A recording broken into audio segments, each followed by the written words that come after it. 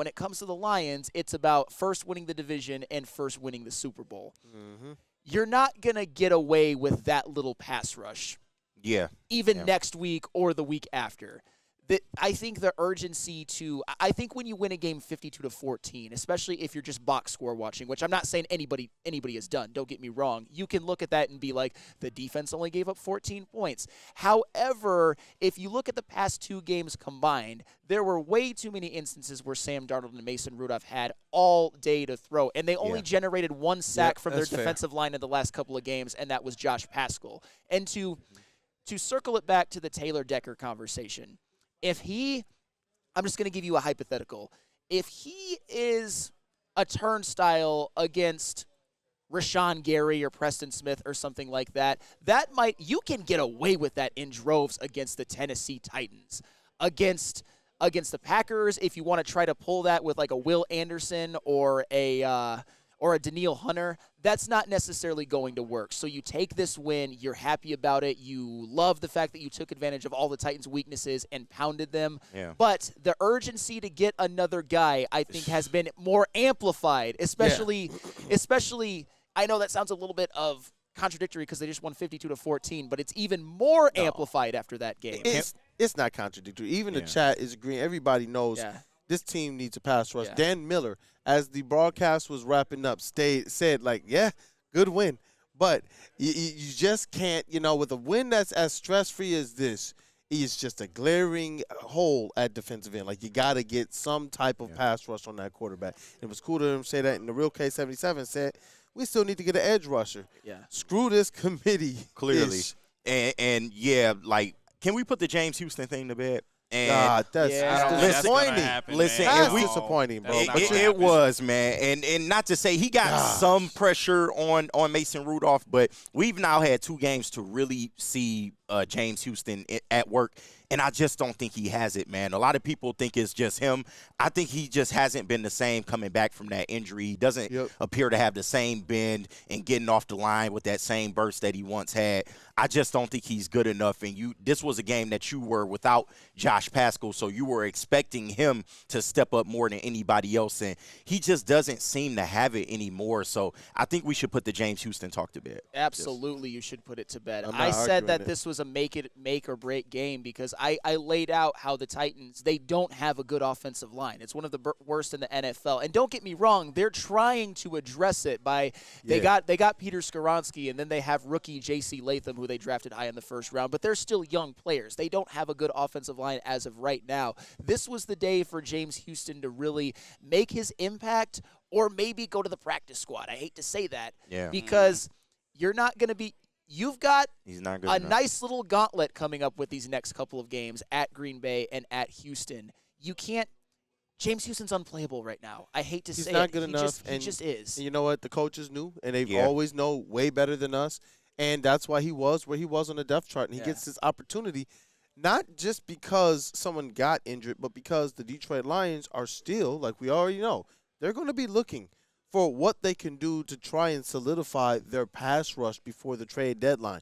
We all know that. So you had this opportunity right now where they knew, hey, before the trade deadline, we can give some people some opportunities because we know how we can scheme up some dubs against the lowly Vikings and the Titans. Right. I had one of the craziest. Okay, they're not. I see what you did there. They looking lowly now. I take my shot. Listen, I mean, the Vikings looking lowly now. Same as listen, I had one of the craziest typos. I looked at it later. It was cracking up. I put Detroit Lions defeated the Misery Vikings. The Misery Vikings. Oh, damn. I mean, if you want to change the Titans to the Misery Titans, I don't even think social media. The Lions might have started the spiral on them, though. They might have. Maybe. Yeah. For real. But that's when you look at everything that's going right and everything that's set up for you in the skill set that we believe James Houston possessed. That's where you're just like, this is really disappointing. It's not just putting it to rest. It's just like, okay, this was already put to rest. For us as fans, we got to put it to rest. Dan Campbell showed us right from the beginning of the season exactly what James Houston was, where he was on the depth chart, what they believed, and he said it. There were some things that they wanted him to do. And we said, well, just make it simple for him. They made it simple for him. Yeah. Still not able to produce. And it's disappointing because all of us wanted to see him come through. All of us wanted to see it. And I think this whole edge rusher situation really highlights how difficult of a job it is to be an NFL GM, because Brad Holmes is probably thinking, and don't get me wrong, injuries are a part of the NFL in a way that is almost unique to football. I know injuries happen in baseball and basketball and hockey, but the NFL, it really is highlighted. Brad Holmes did everything that he could to assemble a team that was the best team in the NFL. They, like, at the edge rusher position, the only thing that's gotten in the way is injuries. Imagine how happy we would be with this team, and we're thrilled with this team. Imagine if they even just had healthy Aiden Hutchinson. Imagine if they had him and Marcus Davenport. Oh, but now there's urgency, despite the team that Brad Holmes has built, that if you don't get someone by the trade deadline, it could wreck everything. And that sounds a little doomsday, but as I said before, you're not getting away with this pass rush problem against competent teams even. Exactly. Certainly not Super Bowl level teams. And what was I saying leading up to the season? That I was super fired up to know that this team, right after losing to the 49ers, was in the locker room and on the podium saying we will be back.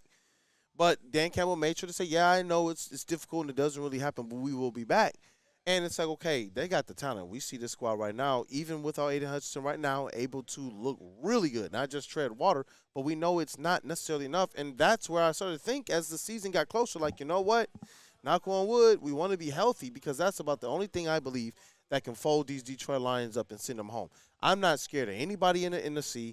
I'm not scared of anybody except for if Patrick Mahomes figures it out and Lamar Jackson. That's about it. Not even scared of necessarily those guys, because I do believe that the Detroit Lions have the recipe to be able to hang with Flannel's Chiefs. Yeah. Not my Chiefs. Yeah.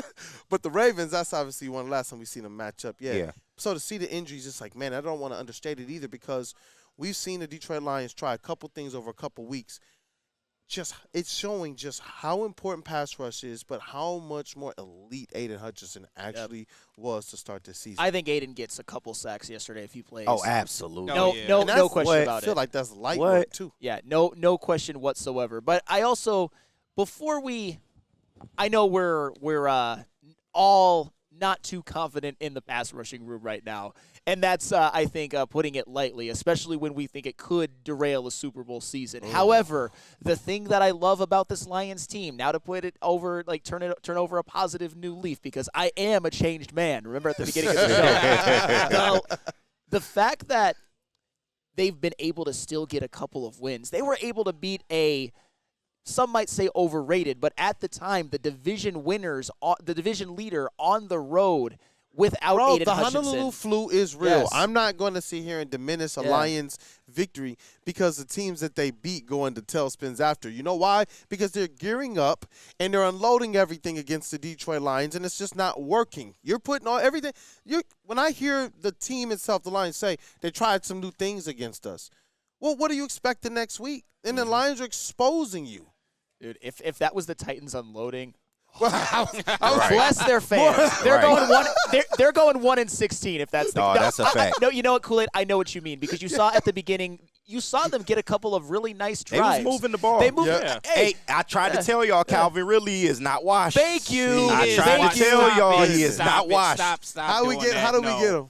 We don't need him. We don't need him. I would love that. I would love to have him in this offense. Stop playing. Calvin It's over. It's not over. Calvin Ridley. Was this the JB? This was his breakout game. This was Calvin Ridley's breakout game. But you see, if he This has will a quarterback that can throw him the ball. Never happen again. This will never happen again. Can we at least say, though, JB, that he has been hurt by this season by his quarterbacks? Yes. That's fair. That's fair. Very fair. I think he's about Calvin Ridley. If I were really to sit down and rank him in terms of receivers, I'd probably put him in like the top 25, something like that. JB is Not saying usually he's so elite. reasoned that when he has strong opinions, it is hilarious. No, I don't care for Calvin Ridley. Like, this is his Why breakout does game people of the hate season. him so much, though? I This don't is one understand. breakout game of the season that he's had, I've never and then seen that'll JB be like like he that had will a- be he had a it. couple more He will games be where he had quiet better- for the rest of the better season yardage. and just coast. Calvin Ridley is a JB trigger word. He had 1,000 yards last year. People forget that. Yeah. He had almost 1,400 one year with Atlanta. Then he got himself into some hot water and some trouble.